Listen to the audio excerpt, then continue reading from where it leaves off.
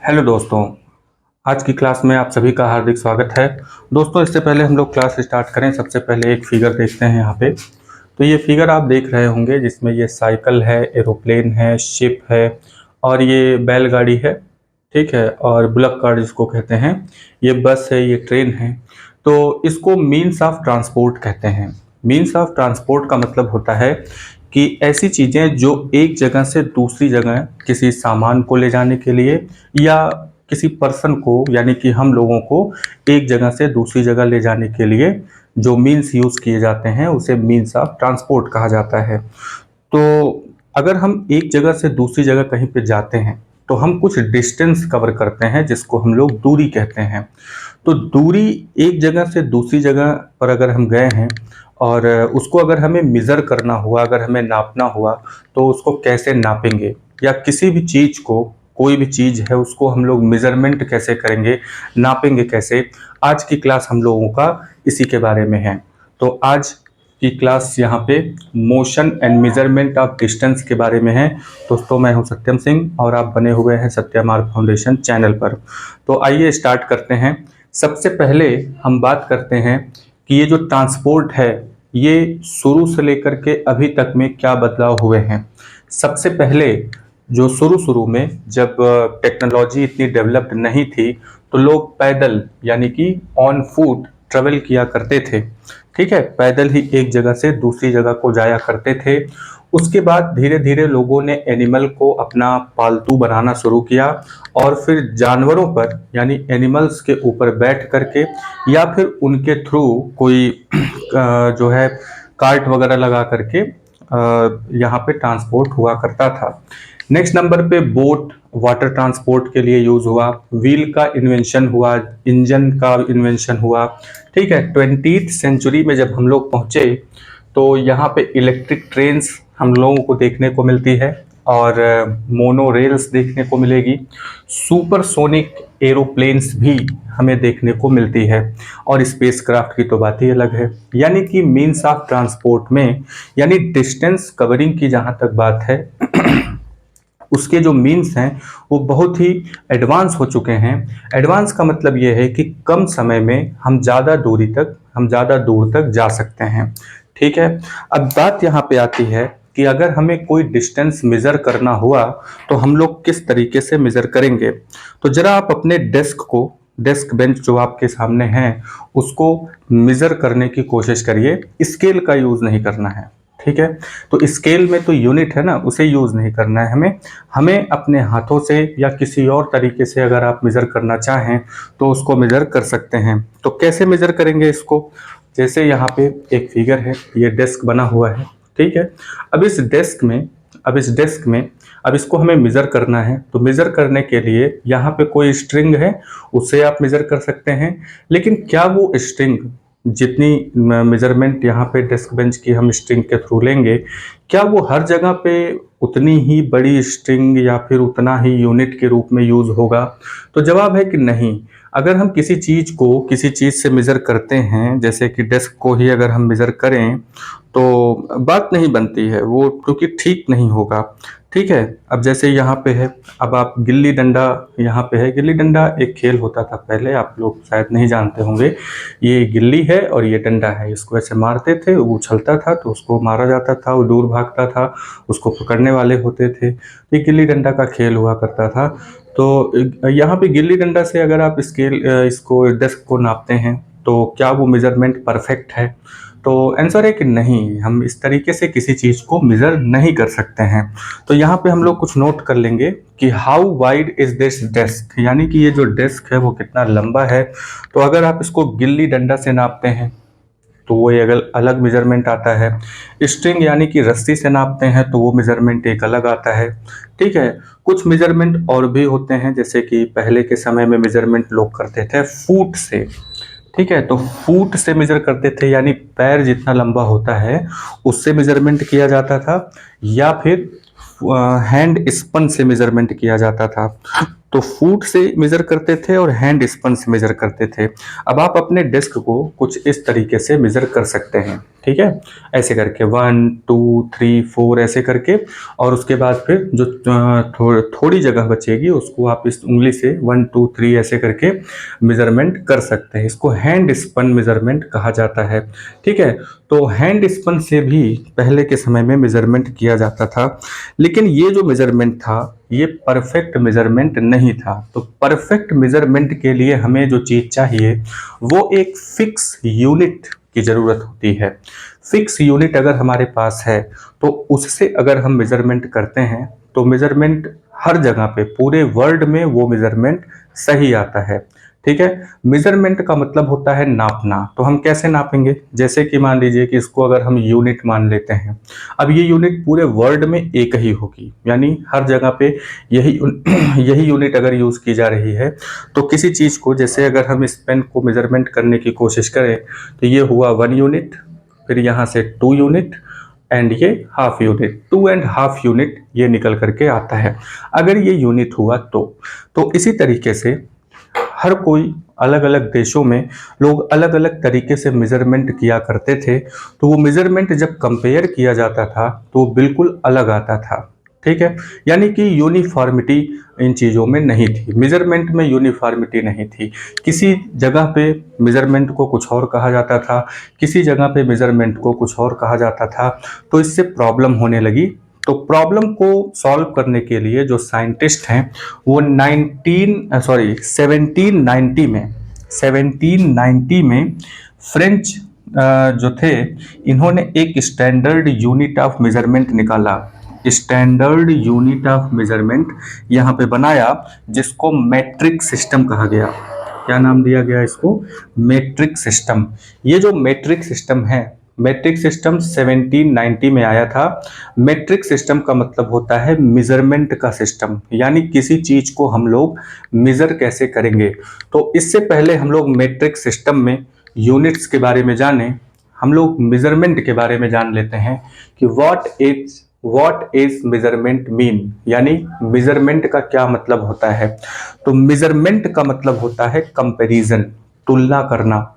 Measurement का मतलब क्या है, तुलना करना। एक फिक्स यूनिट आपको दी जाएगी, इससे आप तुलना करेंगे। जैसे यहाँ से आप, जैसे आपके स्कूल से आपके घर का जो डिस्टेंस है वो 5 किलोमीटर है।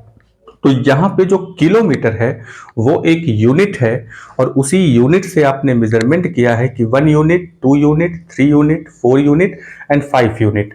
यानी कि 5 यूनिट का मतलब 5 किलोमीटर आपके घर से आपके स्कूल तक का डिस्टेंस हुआ। तो यहाँ पे दो चीजें आ गई हैं, एक नंबर है और दूसरे नंबर पे यूनिट है। तो मेजरमेंट का मतलब क्या है, what is measurement mean. Measurement का मतलब है कंपैरिजन। कंपैरिजन का मतलब होता है तुलना करना। कंपैरिजन का मतलब क्या है, तुलना करना। तो तुलना किससे करनी है, तुलना हमें करनी है एक अननोन क्वांटिटी की एक नोन क्वांटिटी से, ठीक है। जैसे डेस्क की जो लेंथ है वो आपको नहीं पता है, वो अननोन क्वांटिटी है, लेकिन जो आपके पास स्केल है वो आपको पता है कि उसमें सेंटीमीटर्स लगे हुए हैं, यानी उसमें सेंटीमीटर लिखा हुआ है। तो उस सेंटीमीटर को अगर स्केल से आप नापना शुरू कर देते हैं तो सेंटीमीटर सेंटीमीटर बढ़ते हुए आप पूरे डेस्क को मेजर कर सकते हैं। तो यहाँ पे जो सेंटीमीटर है स्केल में वो एक फिक्स्ड क्वांटिटी है, और जो डेस्क की लंबाई है वो एक अननोन क्वांटिटी है। तो अननोन क्वांटिटी को फिक्स्ड क्वांटिटी से कंपेयर करने को ही मेजरमेंट कहा जाता है। अननोन क्वांटिटी को नोन क्वांटिटी से, नोन यानी fixed quantity, known fixed quantity से कंपेयर करने को ही, नोन क्वांटिटी से कंपेयर करने को ही हम यहाँ पे मेजरमेंट कहते हैं। और इसी नोन फिक्स्ड क्वांटिटी को जो हम लोगों ने बनाया है, यानी जो साइंटिस्ट हैं उन्होंने एक फिक्स्ड क्वांटिटी को मेजरमेंट के यूनिट के रूप में बनाया है। तो फिक्स्ड क्वांटिटी को यहाँ पे हम लोग क्या कहते हैं, यूनिट। यूनिट का मतलब होता है इकाई, इकाई का मतलब होता है एक, यानी कि कोई भी मेजरमेंट जब शुरू किया जाता है तो वो यूनिट से शुरू होता है, 1 2 3 4 ऐसे करके शुरू होगा। तो यूनिट कितनी बार है किसी चीज में, उसी को हम लोग मेजरमेंट कह देते हैं।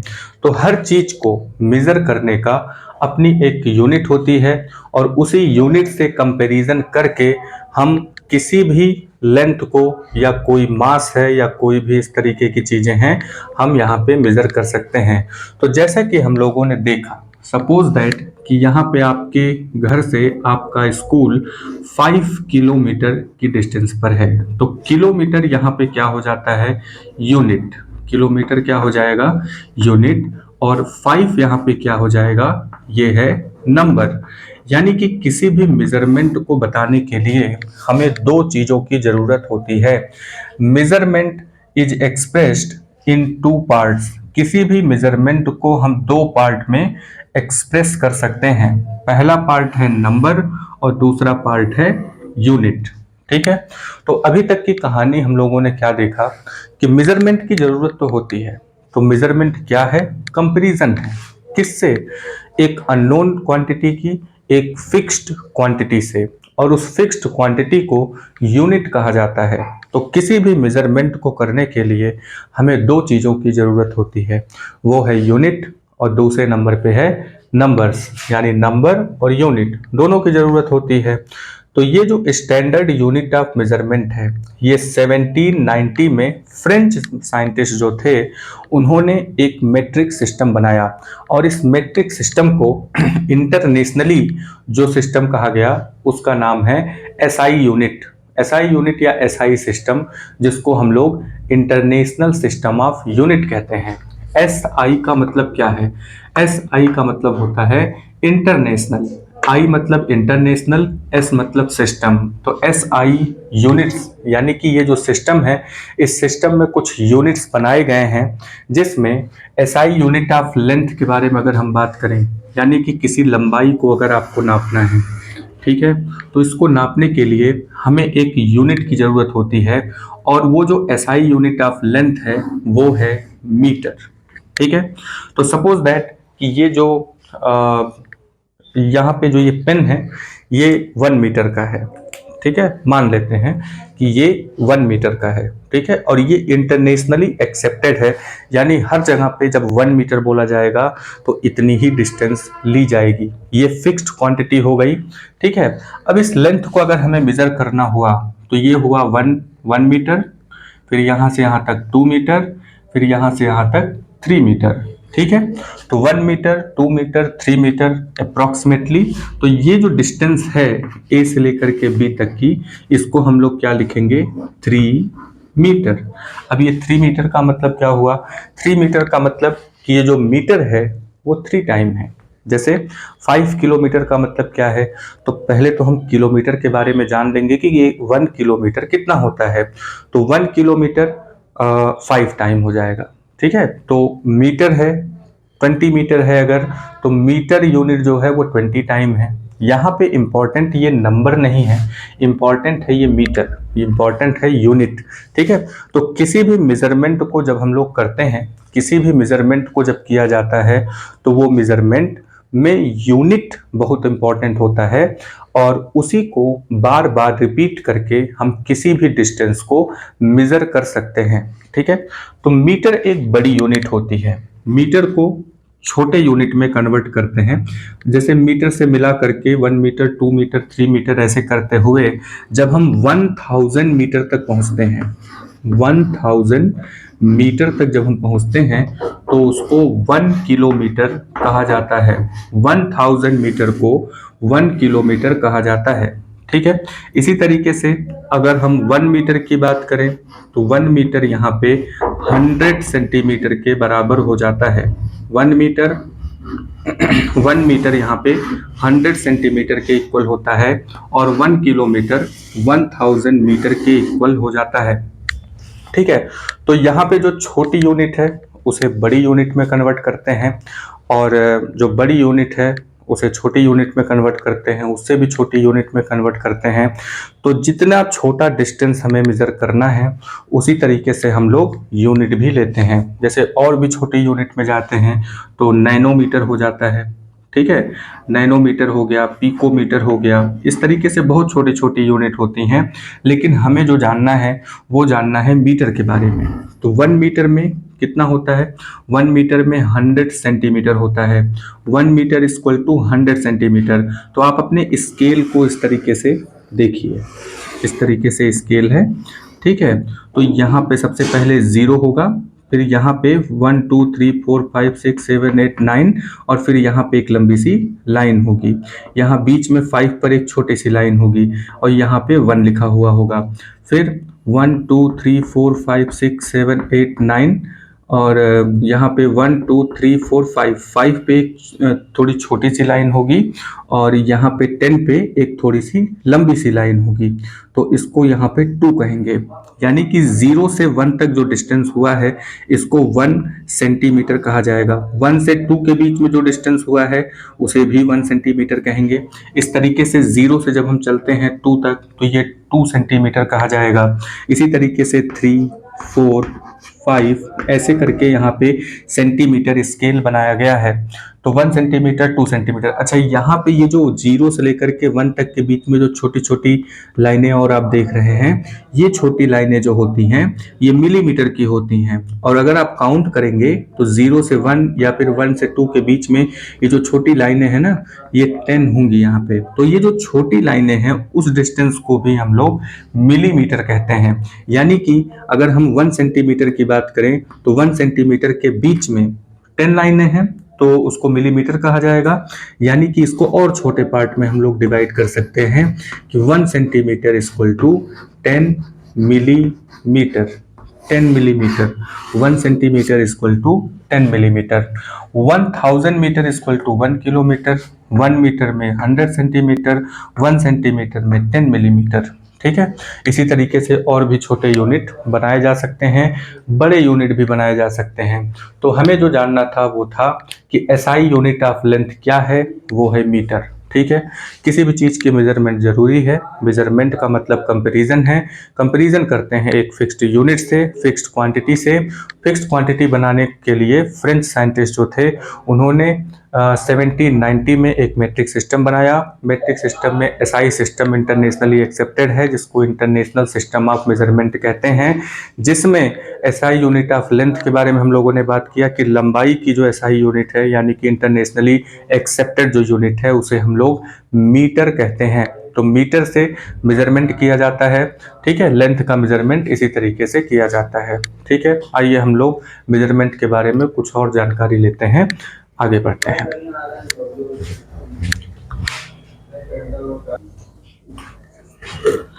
चलिए, अब हम लोगों को करेक्ट मेजरमेंट ऑफ लेंथ करना है, यानी कि हम लोगों को लेंथ को ठीक तरीके से मेजरमेंट करना है। तो हम यहाँ पे स्केल का यूज़ करके ठीक तरीके से मेजरमेंट कर सकते हैं। आइए यहाँ पे एक एक्टिविटी देखते हैं। सपोज दैट कि इस बॉक्स के मेजरमेंट, इस बॉक्स के लेंथ को एंड ब्रेथ को, हाइट को मेजर करना है। तो यहाँ पे आप स्केल का यूज़ करके मेजरमेंट कर सकते हैं। लेकिन शर्त ये है कि स्केल को बिल्कुल तिरछे होकर के नहीं देखना है, बिल्कुल इधर उधर से नहीं देखना है, बिल्कुल सीधे देखना है, तभी मेजरमेंट आपका ठीक हो पाएगा, ठीक है। तो ये देखिए, इस तरीके से मेजरमेंट यहाँ पे करना है आपको। और जो थोड़ी बहुत डिस्टेंस बच जाती है उसको वहाँ पे जो मिलीमीटर दिया होता है, पहले तो सेंटीमीटर में मेजरमेंट करेंगे और उसके बाद फिर मिलीमीटर में मेजरमेंट कर देंगे, ठीक है। तो ये एक्टिविटी आप कोई भी चीज़ है उसको स्केल लेकर के मेजर करना शुरू करिए। तो यहाँ पे आप देखेंगे कि ये 1 2 इस तरीके से बना हुआ है, 1 2 3 4 और छोटी छोटी जो लाइनें बनी हुई हैं, ठीक है। तो ये मिलीमीटर है और ये पूरा जो है सेंटीमीटर है, 1 2 3 4 5 6 ऐसे करके। तो इस तरीके से आप यहाँ पे मेजरमेंट कर सकते हैं। तो ये एक्टिविटी करना आप शुरू कर दीजिए, कोई भी चीज़ लेकर के उसको स्केल से मेजर करिए। आपके घर में जितनी भी चीज़ें हैं सबको मेजर कर डालिए सेंटीमीटर स्केल से, ठीक है।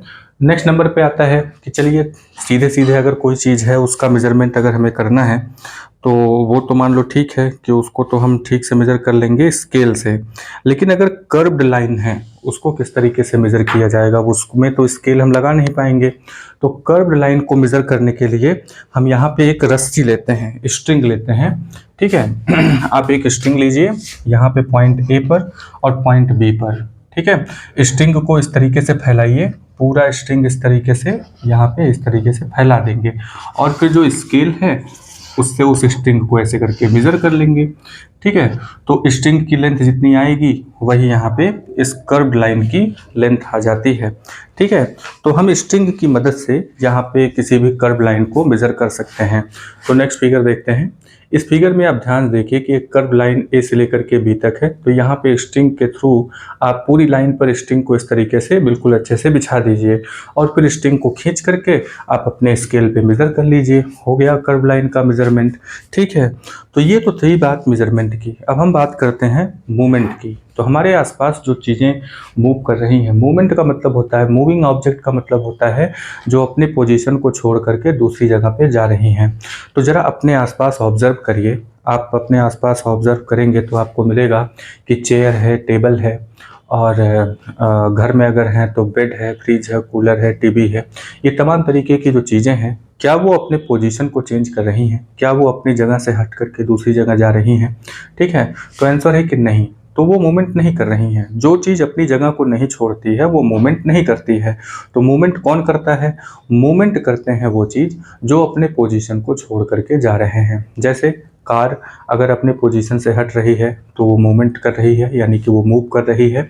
इसी तरीके से कोई बटरफ्लाई है, मॉस्क्विटो है, या फिर कोई लिविंग बीइंग है, कोई जैसे डॉग है, कैट है या रैट, एंट, कोई भी इस तरीके की चीज़ है जो अपने पोजीशन को, अपनी जगह को छोड़ करके दूसरी जगह पे जा रही है, तो उसको मूवमेंट कहा जाता है। अब ये मूवमेंट आप खुद भी करवा सकते हैं कि जैसे चेयर है तो चेयर को एक जगह से दूसरी जगह पे आप लेकर के जाइए, तो तब वहाँ पे मूवमेंट पॉसिबल है, ठीक है। वैसे जो नॉन लिविंग चीज़ें होती हैं वो मूवमेंट नहीं करती हैं, और अगर करती भी हैं तो एक्सटर्नल फोर्स के इंक्लूड करती हैं, यानी कि बाहर से जब आप किसी चीज़ पर फोर्स लगाते हैं, जैसे एक पत्थर का टुकड़ा है, आप रास्ते से जा रहे हैं, एक पत्थर का टुकड़ा रास्ते पर पड़ा हुआ है, अगर कोई उसको वहाँ से हटा करके दूसरी जगह नहीं ले जाता तो वो पत्थर वहीं पे पड़ा रहेगा।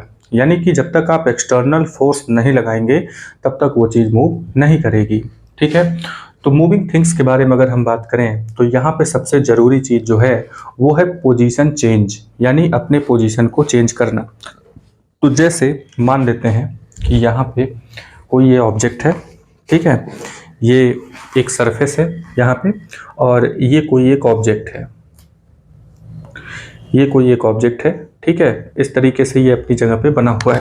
अरे सॉरी, गिर गया। सपोज दैट कि यहाँ पे इस तरीके से ये कोई ऑब्जेक्ट है और ये यहाँ पे इस तरीके से बना हुआ है, ठीक है। और ये अपनी जगह से अगर इस तरीके से टाइम बीत रहा है, टाइम तो रुकने वाला है नहीं, तो टाइम के साथ अगर ये अपने पोजीशन को ऐसे चेंज कर रहा है, जहाँ पे पहले था वहाँ से हट के दूसरी जगह चला गया, तो इसी को हम कहेंगे कि ये मूव कर रहा है, यानी कि मोशन में है। तो हमें मोशन वाली चीज़ों को ध्यान में रखना है कि जब भी कोई चीज़ टाइम के साथ अपने पोजीशन को चेंज करती है तो उसको मोशन में कहा जाता है। तो मूविंग ऑब्जेक्ट का मतलब यही हुआ कि समय के साथ अपने पोजीशन को चेंज करना। तो मूविंग थिंग्स अराउंड अस, तो यहाँ पे हम देखते हैं कि motion seems to be some kind of change in position of an object with time. यहाँ पे दो बातें बहुत ज़रूरी हैं। एक है कि पोजीशन चेंज हो रहा है, और दूसरा नंबर है टाइम, यानी कि समय के साथ पोजीशन अगर चेंज हो, ठीक है। तो इन शॉर्ट अगर हम याद करें कि व्हाट इज मोशन, तो इसमें हम लोग बताएंगे कि पोजीशन चेंज विथ टाइम, यानी कि समय के साथ ही पोजीशन का चेंज होना, ये मोशन कहलाता है। आप एक जगह पे खड़े हैं, ठीक है, तो इसका मतलब है कि आप मूवमेंट नहीं कर रहे हैं, लेकिन जैसे ही आप चलना शुरू करते हैं, जैसे ही चलना शुरू करेंगे तो इसका मतलब हुआ कि मूवमेंट चालू हो गया। हाथ इस तरीके से जैसे ही आप मूव करना शुरू करेंगे तो इसको कहेंगे कि ये मोशन में है। कोई भी चीज़ अगर समय के साथ अपने पोजीशन को चेंज करती है तो उसको मोशन कहा जाता है, ठीक है। तो मोशन कई तरीके का होता है। एक मोशन है कि सीधे सीधे हो रहा है इस तरीके से, एक मोशन है जो इस तरीके से सर्कुलर मोशन चल रहा है, यानी कि कोई चीज़ है, जैसे कि अब आप गांव देहात में कोई बच्चे एक खेल खेलते थे कि एक स्टोन है, पत्थर का टुकड़ा, पत्थर के टुकड़े को एक स्ट्रिंग पर बांध लेते थे। ठीक है, एक स्ट्रिंग पर इस तरीके से मान लीजिए पत्थर के टुकड़े को बांध लिए और यहाँ से पकड़ के इसको घुमाते थे तेजी से, तो ये पत्थर का टुकड़ा ऐसे करके मूव करने लगता था। यानी कि इस तरीके से गोल गोल सा भी मूवमेंट हो सकता है। अब जैसे लट्टू होता है, जो टॉप होता है, वो इस तरीके से मूवमेंट करता है ना, जिसको हम लोग कहते हैं रोटेटिंग मोशन। तो इस तरीके से मोशन कई तरीके का है। पोजीशन में चेंज होना ही मोशन है। अब वो किस तरीके से हो रहा है, इसी के बेस पर उसका नाम दे दिया गया है। जैसे पहले नंबर पे है रेक्टिलिनियर मोशन। क्या मोशन का नाम है? Rectilinear motion. अब ये रेक्टिलिनियर का मतलब क्या होता है?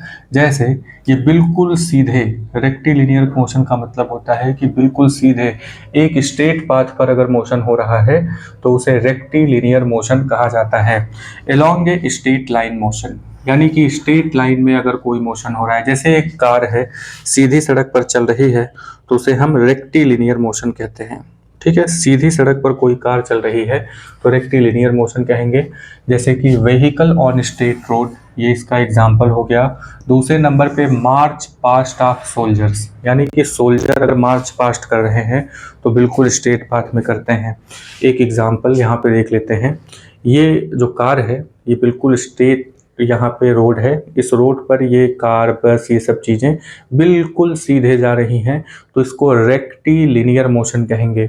यहाँ पे ये जो सोल्जर्स हैं ये मार्च पास्ट कर रहे हैं। मार्च पास्ट का मतलब कदम से कदम मिला के चलने को कहते हैं।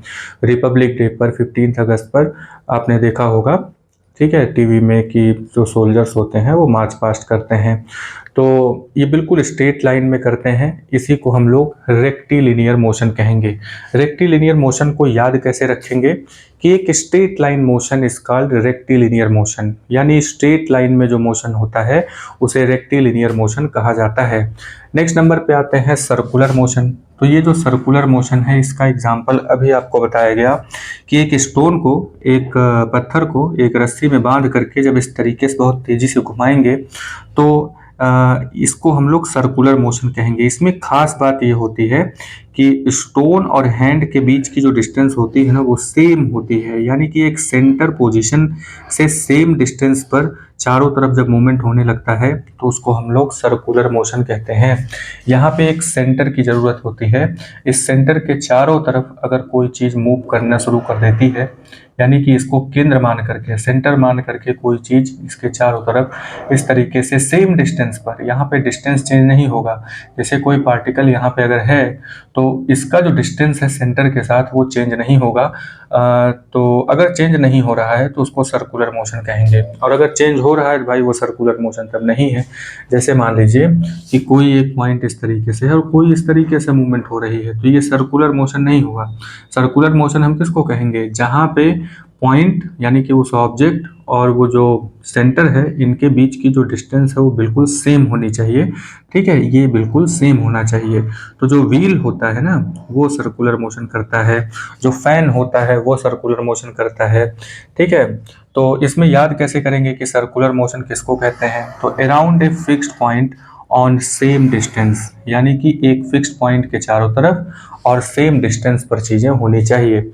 एग्जाम्पल के तौर पे यहाँ पे फैन है, यानी कि जो पंखा है, पंखा आप देखेंगे तो वो पंखे के किसी पॉइंट पर अगर आप फोकस करेंगे, जैसे कोई पंखा है, ठीक है, पंखे के किसी पॉइंट पर अगर आप फोकस करेंगे, सपोज दैट कि इस तरीके से ये फैन है, ठीक है, तो यहाँ पे अगर आप फोकस करेंगे तो ये जो ऐसे सर्कुलर मोशन करेगा तो ये पॉइंट जो है पूरा सर्कल में इस तरीके से मूव करता है।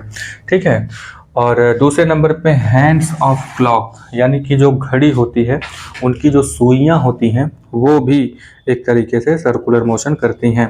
पहले के समय में एक रहट नाम का एक अपैरेटस हुआ करता था।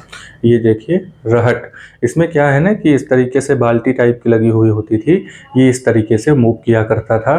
तो नीचे जाती थी बाल्टी, पानी भरती थी, ऊपर लाती थी, फिर उसको पानी गिराती थी, है ना। तो इससे खेतों में सिंचाई वगैरह हुआ करता था। ये एक डायरेक्शन बताने वाला एक डिवाइस है।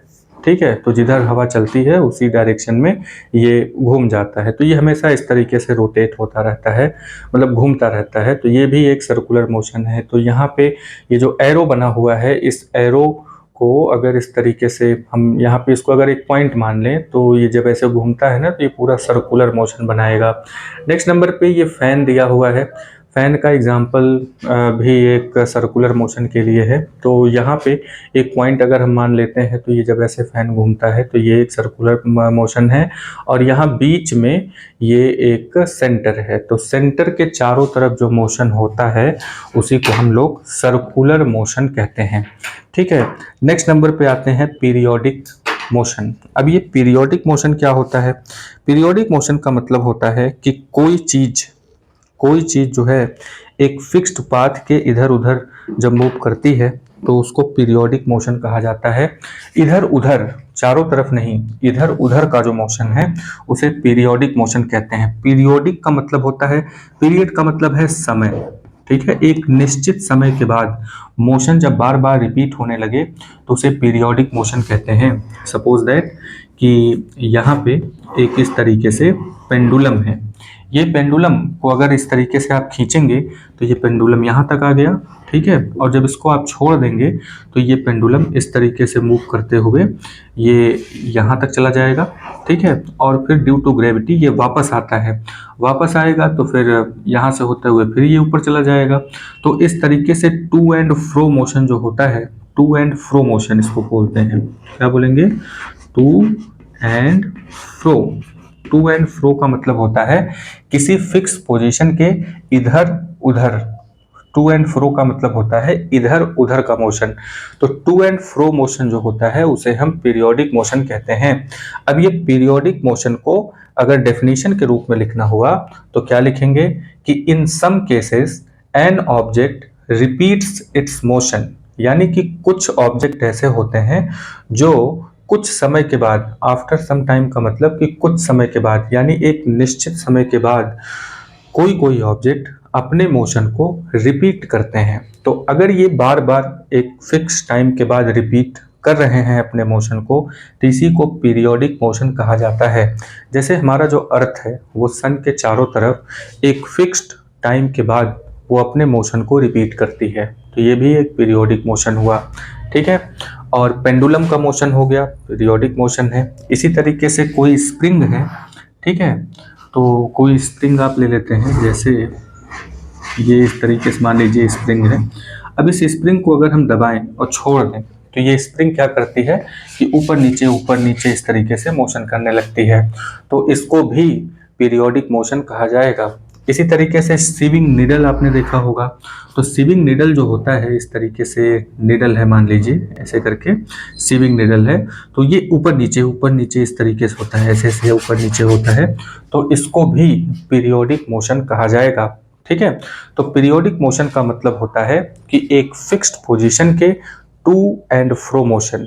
What is periodic motion? तो to and fro motion of an object in a fixed interval of time is called periodic motion, ठीक है।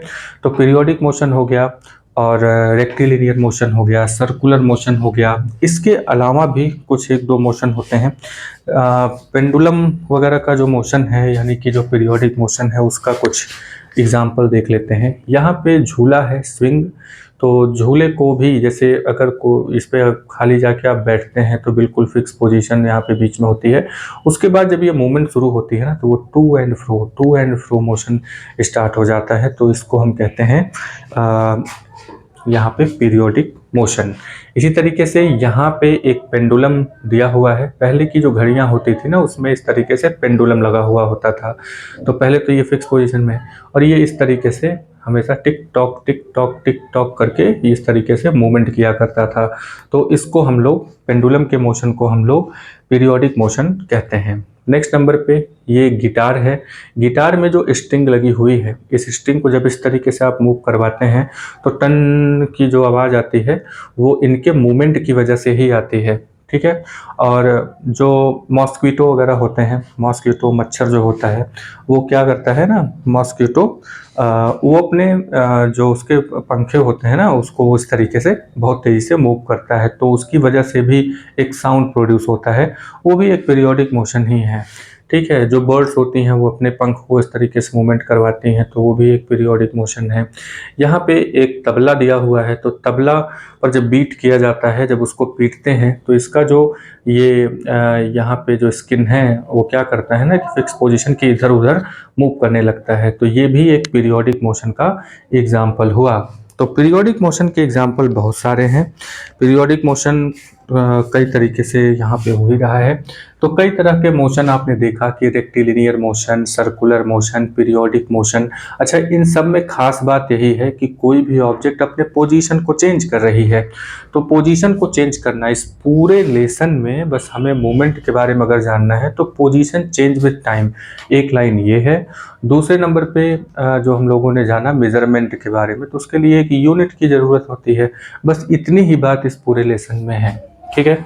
आगे आते हैं रोलिंग मोशन में। रोलिंग मोशन क्या होता है कि जैसे एक बॉल है, ठीक है, इस बॉल को आप लुढ़का दीजिए, एक बॉल को इस तरीके से लुढ़का दिया गया, तो बॉल को जब लुढ़काएंगे तो वो कुछ इस तरीके से मूवमेंट करने लगता है, तो इसका मतलब ये होगा कि रोलिंग, वो रोल करने लगता है, ऐसे घूमने लगता है, घूमते हुए वो आगे की तरफ जाता है, घूमते हुए वो आगे की तरफ इस तरीके से बढ़ेगा, इसी को हम लोग कहेंगे रोलिंग मोशन। नेक्स्ट नंबर पे आते हैं रोटेटिंग मोशन।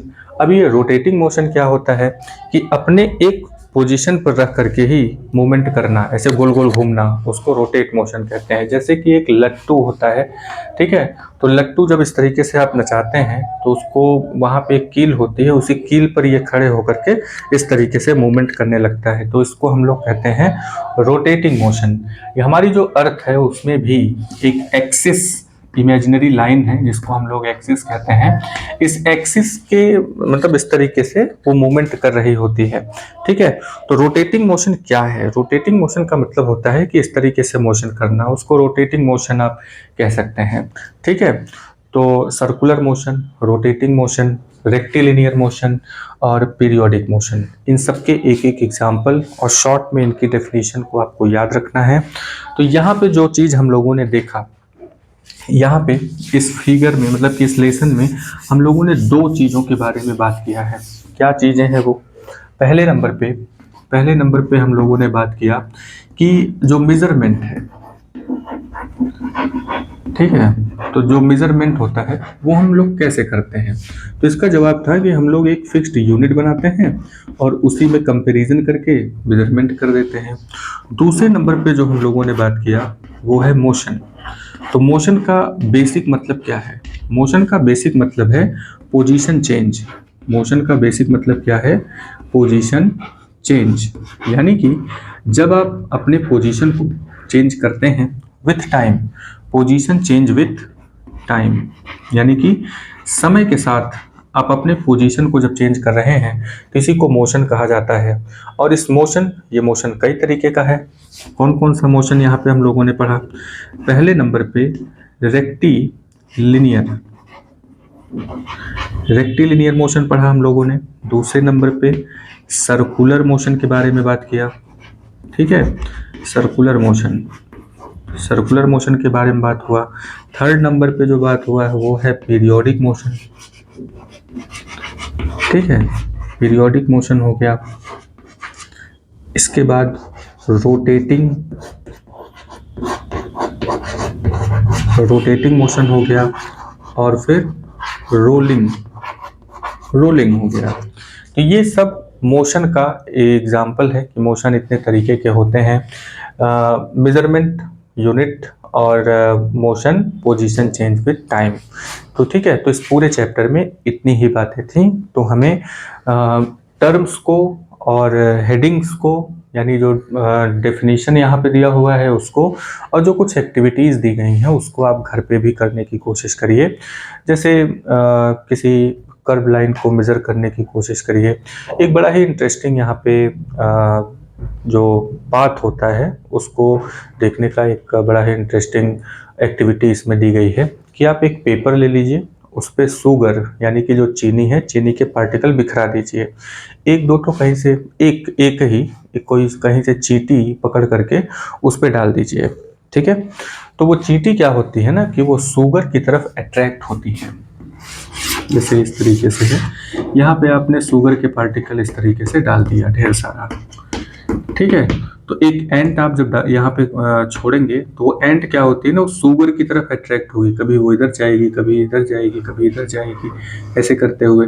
तो जिधर जिधर वो एंट जा रही है उधर उधर आप लाइन इस तरीके से ड्रॉ करिए। आप देखेंगे कि एक अच्छा सा पैटर्न आपको देखने को मिलेगा, एक डिज़ाइन देखने को मिलेगा, ठीक है। तो वो भी एक बात है, एक रास्ता है, उसका भी मेजरमेंट आप कर सकते हैं। अगर वो सीधे नहीं जा रही है, जाहिर सी बात है कि वो सीधे जाएगी नहीं, वो स्केल लेके थोड़ी चल रही है, तो उसको आप एक स्ट्रिंग के थ्रू इस तरीके से, यानी कि रस्सी के थ्रू मेजर करके फिर आप स्केल पर उसे मेजर कर सकते हैं और आप बता सकते हैं कि वो एंट कितने समय में कितनी दूर तक जाती है। तो यहाँ पे दो बातें बड़ा ही इम्पोर्टेंट है जिसके बारे में हमें जानना है। वो दो बातें कौन सी हैं? वो दो बातें हैं पोजीशन यानी कि स्थिति, अवस्था। एक है पोजीशन, ठीक है, एक तो ये हो गया। दूसरे नंबर पे है टाइम, ठीक है। तो पोजीशन और टाइम, तो पोजीशन को आप चेंज कर रहे हैं टाइम के साथ, तो पोजीशन जितना ज़्यादा चेंज हुआ टाइम के साथ उसी को हम लोग कहते हैं डिस्टेंस, ठीक है। क्या कहेंगे? डिस्टेंस। यानी कि अगर ज़्यादा पोजीशन चेंज हुआ तो उसे हम एक लंबी डिस्टेंस कहेंगे, कम पोजीशन चेंज हुआ तो उसे शॉर्ट डिस्टेंस कहेंगे, ठीक है। जैसे कोई एक पर्सन 1 घंटे में, कोई एक पर्सन 20 किलोमीटर जा रहा है, ठीक है, और कोई दूसरा पर्सन उसी 1 घंटे में 10 किलोमीटर जा रहा है। तो इसका मतलब ये हुआ कि किसका मोशन ज़्यादा तेज है, तो जिसका पोजीशन ज़्यादा चेंज होगा उसका मोशन ज़्यादा है, ठीक है। तो उसी मोशन चेंज को ही यहाँ पे हम लोग स्पीड नाम देते हैं। क्या नाम देंगे? स्पीड, ठीक है। अब ये जो स्पीड है, स्पीड, डिस्टेंस और टाइम, ये तीनों चीज़ें बहुत ही इम्पॉर्टेंट टर्म हैं, बहुत ही इम्पॉर्टेंट चीज़ें हैं। तो यहाँ पे अगर आपसे बात किया जाए कि किसकी स्पीड ज़्यादा है, तो जिसने ज़्यादा पोजीशन चेंज किया अपना, जिसने ज़्यादा मोशन किया है, ठीक है, तो 1 आवर में 20 किलोमीटर जो गया है उसकी स्पीड ज़्यादा है विथ रिस्पेक्ट टू 1 आवर में जो 10 किलोमीटर गया है। तो जो 10 किलोमीटर गया है उसकी स्पीड कम थी, इसलिए उसने डिस्टेंस कम कवर किया, ठीक है। अब वो स्ट्रेट पाथ पे जा रहा है, सर्कुलर पाथ पे जा रहा है ना। अब चाहे जैसे मोशन कर रहा हो, जिस भी पाथ पे कर रहा हो, मोशन अगर हो रहा है और तो डिस्टेंस कवरिंग हो रही है, टाइम की बात है, तो डिस्टेंस टाइम, डिस्टेंस जितना ज़्यादा टाइम जितना कम, है ना। तो उसी को हम लोग स्पीड कहते हैं, जिसके बारे में हम लोग अगले क्लास में, यानी कि अगले जो सेक्शन होगा, जो अगले साल आप इसको पढ़ेंगे 7th में, आप इसके बारे में ज़्यादा डिटेल में पढ़ेंगे, ठीक है। तो अभी के लिए इतना ही रहने देते हैं और मिलते हैं नेक्स्ट क्लास में। आप वीडियो को लाइक करिए, सब्सक्राइब करिए, कमेंट करिए, दूसरों से भी सब्सक्राइब करवाइए, वीडियो पे बने रहिए, कुछ ना कुछ आप सीखते ही रहेंगे। मिलते हैं नेक्स्ट क्लास में, तब तक के लिए जय हिंद।